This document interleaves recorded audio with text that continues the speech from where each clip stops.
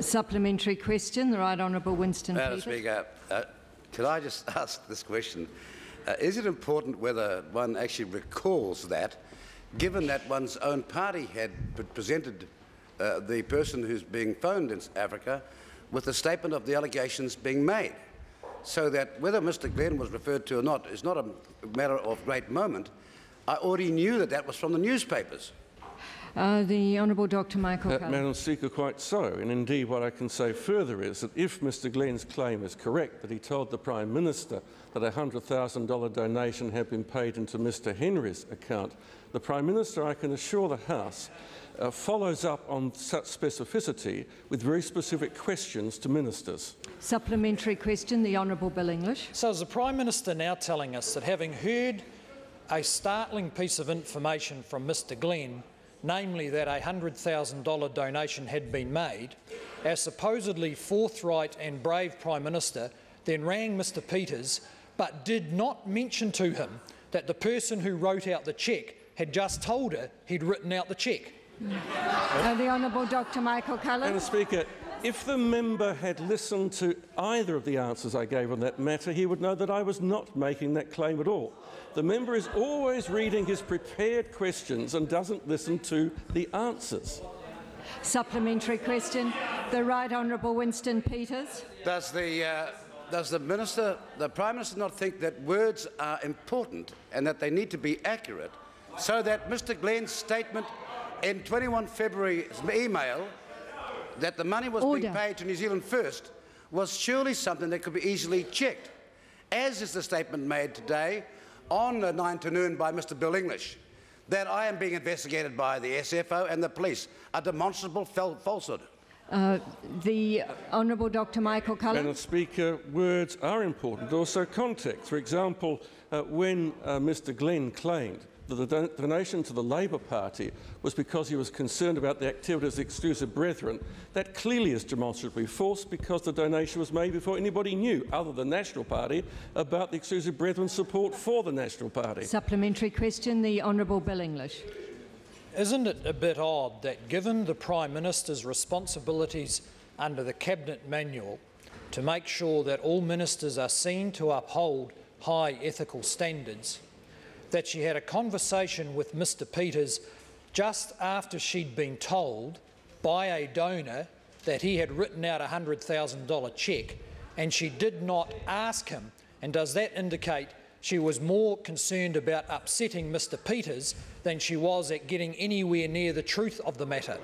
Point of order, the Right Honourable. Point of order. Oh, don't worry. Point of order, the Right Honourable Winston Peters. Madam Speaker, it is very, very clear from the facts, Mr Glenn's facts, in fact, that the words were to New Zealand First.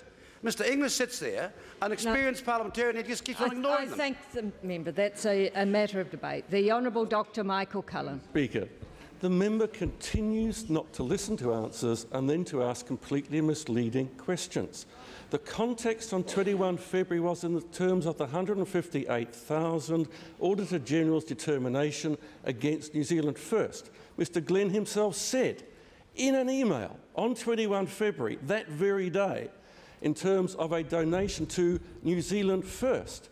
The fact is, therefore, that that was the context of the conversation, and the Cabinet Manual does not apply to New Zealand First, it applies to ministers. Supplementary question, the Honourable Bill English.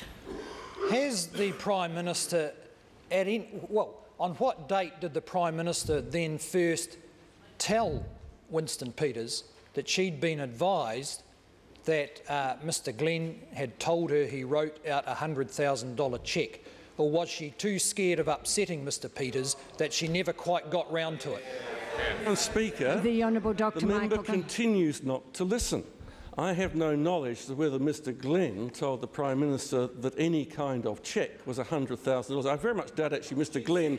I very much doubt that Mr Glenn wrote out a cheque. If he did, I don't know why he was asking for the bank account number of Mr Henry. The technology has moved somewhat on from those particular days. So that's one particular point we might get right. But more than that, I do not know whether Mr Glenn mentioned a specific amount. He did tell the Prime Minister he had made a donation. That donation clearly on that day was in the context of the Auditor General's determination, and that was, according to Mr Glenn, a donation to New Zealand First in his own words. Supplementary question. Rodney Hyde. Thank you. Thank you, Madam Speaker. To the Prime Minister, did her deputy, Michael Cullen, advise her that Winston Peters' performance last night was credible and convincing? If not, is it her intention to keep Winston Peters on as a minister until election day?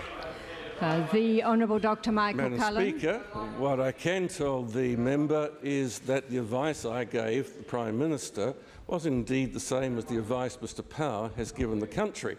That is that further evidence is being called for and the conflict of evidence remains unresolved. The Prime Minister, believing in due process, therefore is not taking any further action until that evidence is heard. The member may believe that he is prosecutor, judge, jury and executioner, but that kind of multitasking is not welcome in a democracy. Supplementary question. The Honourable Bill English.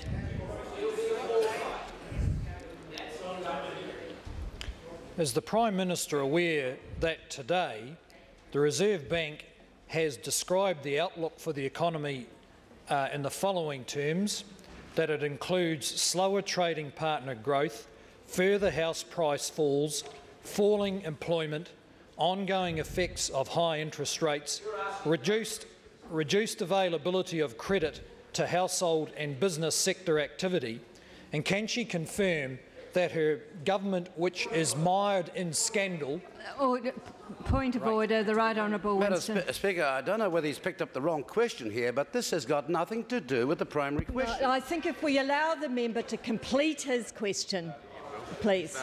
The Honourable Bill English. Can the Prime Minister confirm that because of her own actions in hiding the facts from the public and her own indecision about whether she has a basis to remove the Right Honourable Winston Peters' ministerial warrant, that her government, which is mired in scandal, has been paying no attention to the serious economic issues that this country faces, and between now and the election is unable to because the Prime Minister is ethically compromised? The Honourable Dr Michael Cullen. Not at all. What I can say is that the opposition has spent weeks asking questions about this issue, and not one of them has had the guts to stand up and ask the Minister of Finance about the state of the economy at any stage during those weeks. Supplementary question. Order. The Honourable Bill English. Can the Prime Minister confirm the now widespread rumours that the reason she won't sack Winston Peters is because he might go feral on her in the same way that Owen Glenn has, and he knows where the bodies are buried? The Honourable Dr Michael Cullen. Madam Speaker, I welcome Mr English's confirmation that Mr Glenn has gone feral.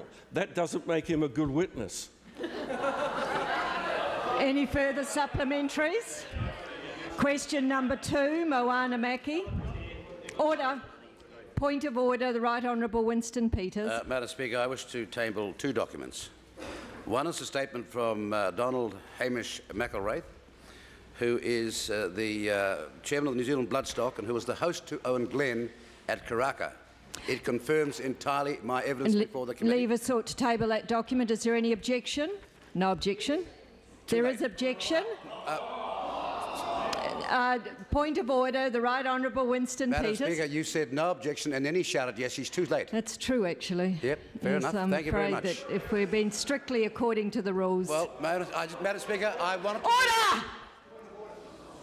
Now, please be seated, both of you.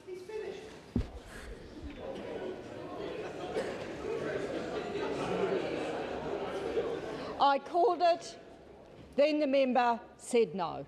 Now, members know that's why we're meant to have silence during points of order, so you can clearly hear what is the matter to be tabled.